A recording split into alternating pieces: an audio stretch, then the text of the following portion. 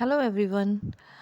आज की इस वीडियो में हम आपको कराने वाले हैं बिजनेस स्टैटिक्स के कुछ और इम्पॉर्टेंट क्वेश्चन। इससे पहले मैंने 2 वीडियोस और डाली हुई हैं जिसमें हमने सेट ए और सेट बी को डिस्कस करा है। आज इस वीडियो में हम सेट 3 को डिस्कस करेंगे। तो चलिए शुरू करते हैं और स्टार्ट करते हैं क्वेश्चन नंबर 1 से। क्वेश्चन नंबर 1 है आपका, in which of the following the average grouping method is used? A mean, B mode, C median या डी नन ऑफ दीज। तो इस क्वेश्चन में पूछा गया है कि जो एवरेज ग्रुपिंग मेथड होता है वो कब किस में यूज़ होता है। तो इसका जो करेक्ट ऑप्शन है बी, दैट इज़ मोड। कि जो मोड होता है वो हम इंस्पेक्शन मेथड से सॉल्व करते हैं। अगर इंस्पेक्शन मेथड से नहीं हो पाता है तब हम एवरेज ग्रुपिंग मेथड का यूज़ करते हैं। तो इसका राइट आंसर हो गया b mode. Question number 2, median means a 5th percentile, b 6th octile, c 4th percentile and d none of these. तो मीडियन का मतलब क्या होता है?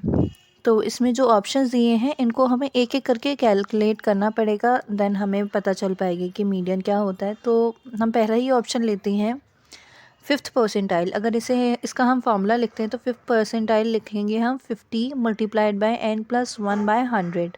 एंड हम 50 से जब 100 को कट कर देंगे तो हमारे पास आ जाएगा n+1/2। जो n+1/2 होता है ये मीडियन का फॉर्मूला होता है। दैट मीन्स कि जो हमारा 5th परसेंटाइल होता है वो मीडियन के इक्वल होता है। हमारा जो फर्स्ट ऑप्शन है वही सही है।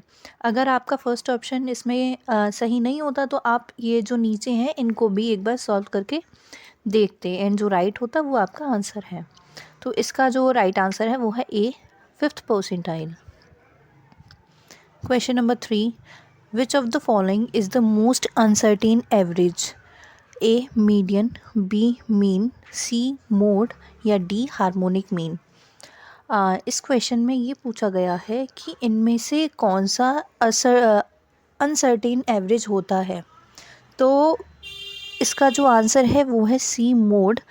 जो मोड होता है वो सबसे ज़्यादा अनसर्टेन होता है, because it may not exist.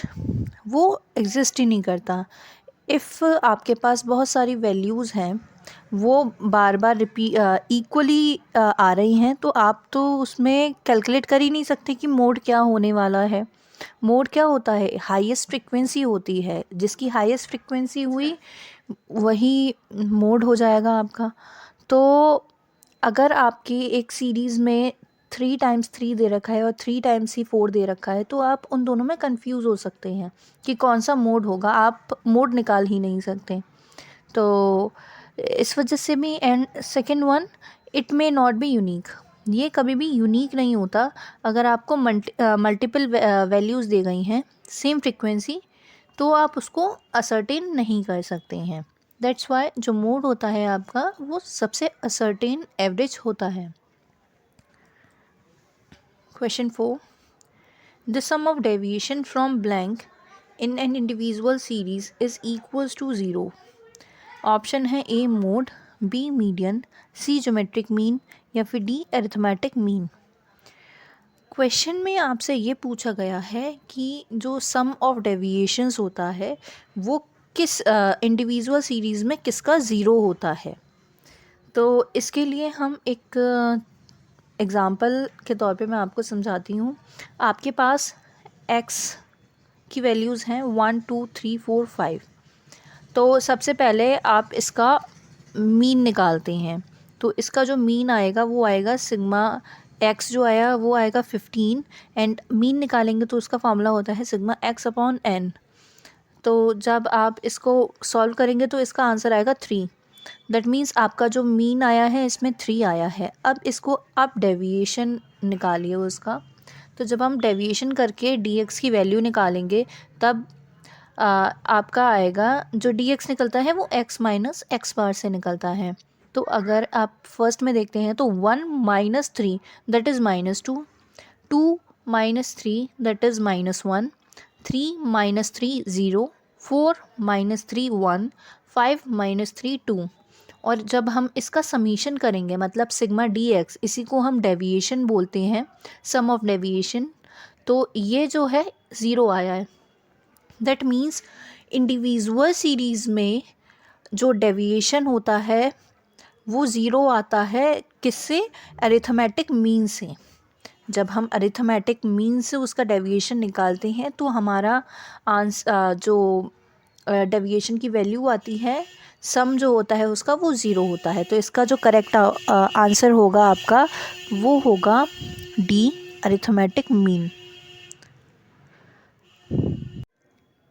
Question 5, for an approximately normal distribution, जो नॉर्मल डिस्ट्रीब्यूशन होता है अप्रॉक्सीमेटली उसका क्या फॉर्मूला होता है? सबसे पहला है A, M D is equals to 2/5 multiplied by S D, B, M D is equals to 3/5 multiplied by S D, C, M D is equals to 4/5 multiply by S D, या फिर none of these. So इसका जो correct option है वो आपका है C, M D is equals to 4/5 multiplied by S D. क्योंकि जो नॉर्मल डिस्ट्रीब्यूशन होता है इसमें मीन डेविएशन प्रोपोर्शनल होता है आपके स्टैंडर्ड डेविएशन के, एंड हम इसका जो रिलेशन शो करते हैं वो शो करते हैं mean deviation is equals to 4/5 of standard deviation. ये एक true systematic nature of distribution होता है। सो करेक्ट ऑप्शन आपका हो गया C. Question number 6, standard deviation is calculated on the basis of. जो स्टैंडर्ड डेविएशन होता है वो किसके बेसिस पे हम कैलकुलेट करते हैं? ऑप्शंस हैं A mean, B median, C mode, या डी एनी ऑफ दीज। तो जो स्टैंडर्ड डेविएशन होता है वो मेज़र करता है spread of data around the mean. Like जो डाटा है वो कितना मीन के चारों तरफ फैला हुआ है, स्प्रेड हो रहा है, उसको हम देखते हैं स्टैंडर्ड डेविएशन में। तो स्टैंडर्ड डेविएशन के प्रोसीजर में हम क्या करते हैं, पहले हम मीन से डेविएशन करते हैं, फिर जब डेविएशन करके हमारा dx निकलता है उसको हम स्क्वायर करते हैं, देन उसका हम एवरेज करेंगे एंड उसके बाद उसको स्क्वायर रूट करेंगे। तो इसका जो राइट आंसर है वो है ए, mean. Question number 7, the formula for measuring the coefficient of variation is. जो कोफिशिएंट ऑफ वेरिएशन होता है उसका जो फॉर्मूला है वो क्या होता है? तो कोफिशिएंट ऑफ वेरिएशन का जो फॉर्मूला होता है इनमें से राइट है सी वाला। हम स्टैंडर्ड डेविएशन को डिवाइड करते हैं मीन से, देन मल्टीप्लाइड करते हैं 100 से। तो option C is correct, S D upon X bar multiplied by 100। Question number 8, plus and minus signs are ignored while calculating. A है आपका M D, B S D, C Q D, या D in all of these. इसका जो right answer है वो है D, in all of these. Because जब हम मीन डेविएशन कैलकुलेट करते हैं उसमें हम एब्सोल्यूट वैल्यूज़ ऑफ डेविएशंस को इंक्लूड करते हैं एंड साइंस को इग्नोर करते हैं। ऐसे ही जब हम एस डी को कैलकुलेट करते हैं तो डेविएशंस को हम स्क्वायर कर देते हैं, जिसमें जो साइंस होते हैं वो इररिलेवेंट हो जाते हैं। एंड ऐसे ही क्वार्टाइल डेविएशन जब हम करते हैं तो quartile deviation absolute difference calculate करता है between the third quartile and first quartile. तो इसमें भी हम जो साइंस होते हैं उनको इग्नोर कर देते हैं। तो इसका जो राइट आंसर है वो होगा इन all of these, D option. Question number 9, if the arithmetic mean is 25 and standard deviation is 6.25, then the coefficient of variation will be। Options हैं ए 50%, बी 20%, सी 25%, डी 30%। तो इसको हम कैलकुलेट करते हैं एंड जब हम इसको कैलकुलेट करेंगे तो इसमें एक्स बार हमारा 25 है, मतलब मीन हमारा 25 है, स्टैंडर्ड डेविएशन 6.25 है, एंड कोफिशिएंट ऑफ वेरिएशन निकालने का फॉर्मूला होता है standard deviation divided by mean multiplied by 100। तो जो स्टैंडर्ड डेविएशन है 6.25, मीन 25 मल्टीप्लाइड बाय 100, तो इसका जो आंसर आएगा वो आएगा 25%। तो इसका जो राइट ऑप्शन हो गया वो हो गया C 25%। Question number 10, concurrent deviation method is propounded by. जो कॉन्करेंट डेविएशन मेथड था वो किसने दिया था? तो इसमें जो ऑप्शन है ए है Karl Pearson, B Spearman, C professor सागमी, या फिर D none of the above. So जो कॉन्करेंट डेविएशन मेथड है वो हमारे जो स्पेरमैन थे उन्होंने ही दिया था। तो इसका जो राइट ऑप्शन है वो है B Spearman. Question number 11, who is considered the father of Indian statistics? जो इंडियन स्टैटिक्स हैं उनके फादर कौन हैं? A Marshall, B professor PC Mahalanobis, C Galton, या फिर डी बाउले। तो मैंने ये क्वेश्चन पहले भी डिस्कस कराया है कि जो हमारे फादर ऑफ इंडियन स्टैटिस्टिक्स हैं वो हैं पीसी महालनोबिस। एंड अगर हम बात करते हैं फादर ऑफ स्टैटिस्टिक्स वो हैं गॉटफ्राइड एनविल। तो इसका राइट ऑप्शन है b professor PC Mahalanobis. Question number 12, meaning of statistics is taken in a plural, b singular, c singular and plural, या डी नन ऑफ दीज। इसका जो राइट ऑप्शन है वो है c singular and plural, because जो statics है उसको हम सिंगुलर एंड प्लूरल दोनों ही कॉन्टेक्स्ट में देखते हैं। जब हम बात करते हैं प्लूरल सेंस में, तो प्लूरल सेंस में ये बोला गया है कि जो स्टैटिस्टिक्स है उसमें हम न्यूमेरिकल डाटा को कलेक्ट करते हैं, ऑर्गेनाइज करते हैं, प्रेजेंट करते हैं उसके फॉर एनालाइज करने के लिए हम उसको प्रेजेंट कर रहे हैं। बट वहीं जो सिंगुलर सेंस है, सिंगुलर सेंस में ये बोला गया है कि ये एक ऐसी फील्ड ऑफ स्टडी है या फिर ऐसी फील्ड ऑफ डिसिप्लिन है जो डील करती है कलेक्शन में, एनालिसिस में, इंटरप्रिटेशन में, प्रेजेंटेशन में एंड ऑर्गेनाइजेशन ऑफ डाटा। तो इसका जो राइट ऑप्शन होगा वो होगा C singular and plural. Question number 13, statistics is the science of calculation, whose statement is this? ये जो स्टेटमेंट दिया हुआ है कि statistics is the science of calculation, ये जो स्टेटमेंट है वो किसने दिया है? तो ये जो स्टेटमेंट है ये दिया है हमारे WI किंग ने। जो हमारा ऑप्शन है सी किंग, उनका जो पूरा नाम है वो है WI किंग। तो जो सी ऑप्शन है वो आपका करेक्ट है। Question number 14, the job of statistics is to. जो स्टैटिस्टिक्स है उसका जॉब क्या है, वो क्या काम करता है? सबसे पहला A classification of data, B collection of data, C analysis of data, या फिर D all of these.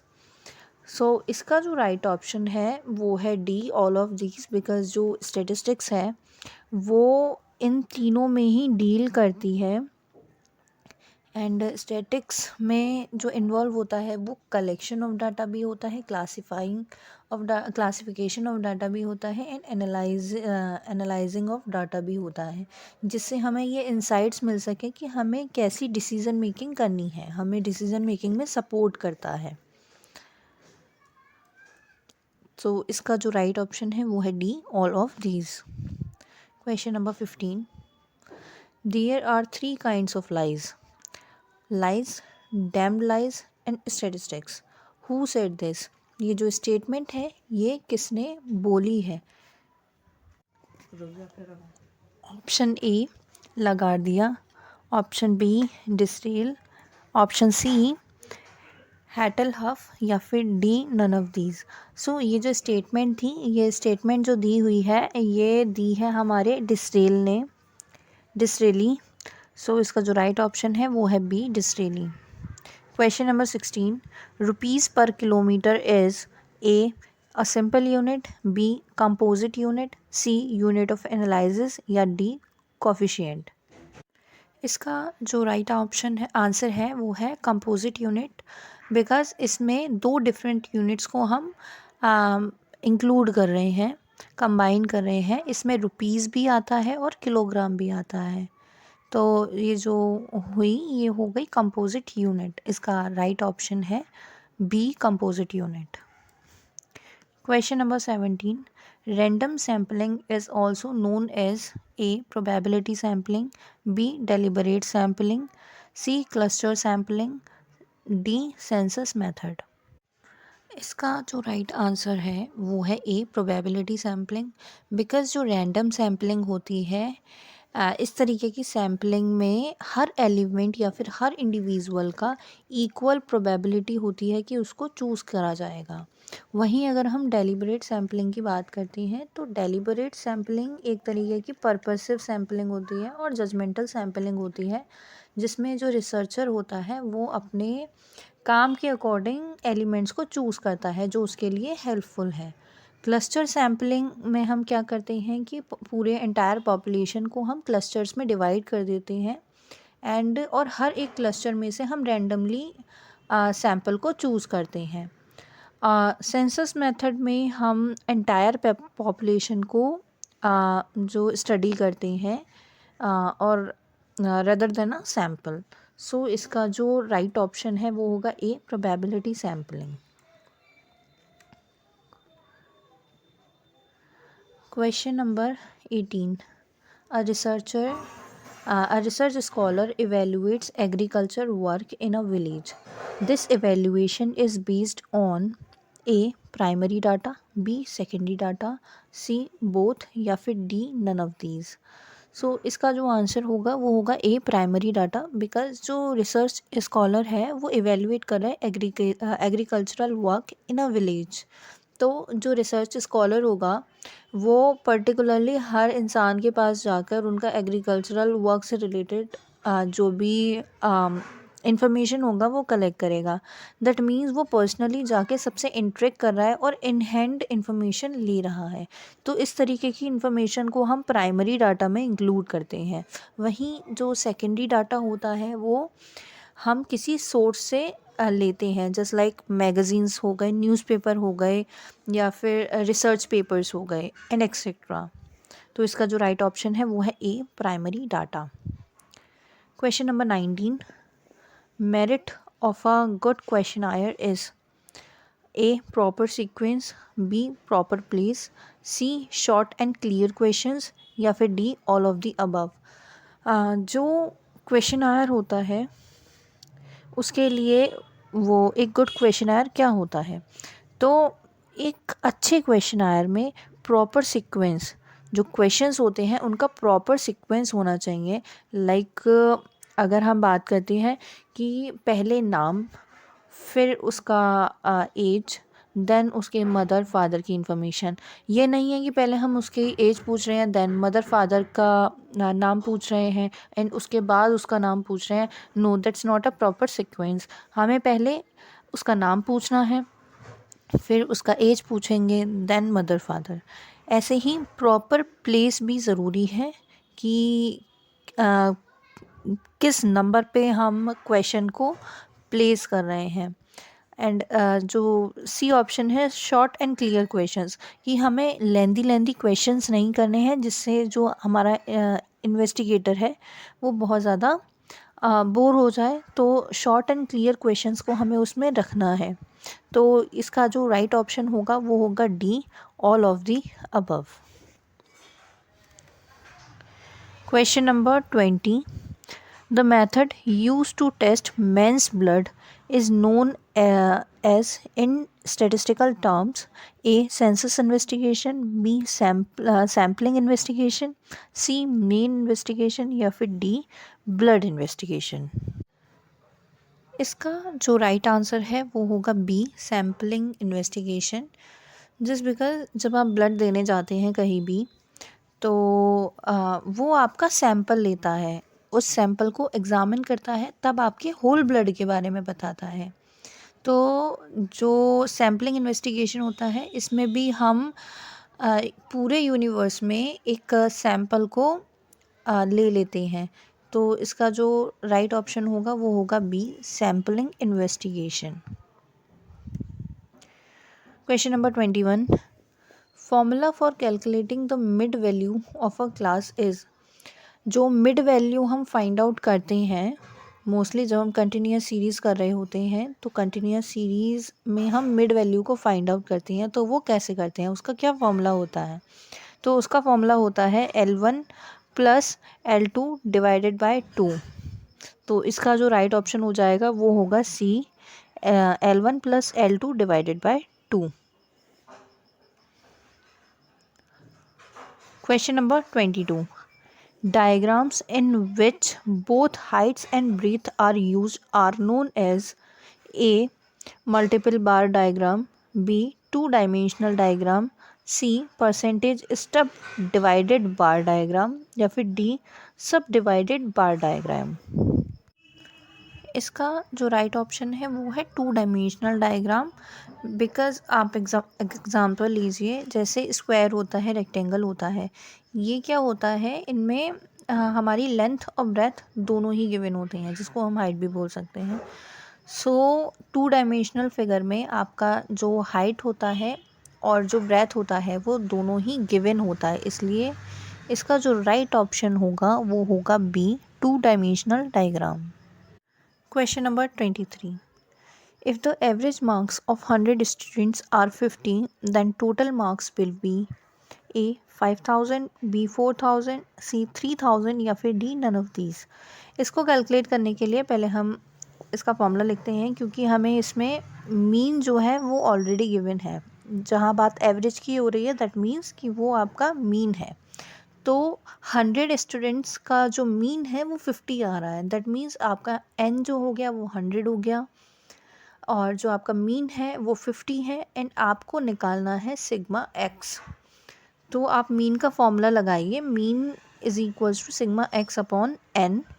Mean की वैल्यू आप 50 रख दीजिए, then sigma x upon n की वैल्यू 100 हमने यहाँ पे पुट कर दी। तो इसका जो आंसर होगा आफ्टर कैलकुलेशन वो आ जाएगा 5000। इसका जो राइट ऑप्शन होगा वो होगा ए, 5000। Question number 24, formula for IQR is. IQR होता है हमारा इंटर क्वार्टाइल रेंज। जो इंटर क्वार्टाइल रेंज है उसका क्या फॉर्मूला होता है? तो इंटर क्वार्टाइल रेंज निकालने का फॉर्मूला होता है हमारा third quartile minus first quartile, तो मतलब Q3 माइनस Q1। सो इसका जो राइट ऑप्शन हो जाएगा वो होगा b, Q3 minus Q1। Option number question number 25, which of the following is not considered in Karl Pearson coefficient of skewness. Means इनमें से किसको हम Karl Pearson coefficient of skewness में कंसीडर नहीं करते हैं? हमारा ऑप्शन है ए, मीन, बी, मीडियन, सी, मोड या डी, मीन डेविएशन। इसका जो राइट ऑप्शन है वो है डी, मीन डेविएशन। बिकॉज जो Karl Pearson coefficient of skewness होता है वो मीन को भी यूज़ करता है, मीडियन को भी यूज़ करता है और मोड का भी यूज़ करता है। कोफिशिएंट ऑफ स्क्यूनेस का जो फॉर्मूला होता है वो होता है mean minus mode divided by standard deviation. वहीं अगर हमें मोड गिवन नहीं होता तो हम निकालते हैं 3 mean minus median divided by standard deviation. That means हम इसमें मीन डेविएशन को इंक्लूड नहीं कर रहे हैं। सो आपका जो ऑप्शन है वो है डी, मीन डेविएशन।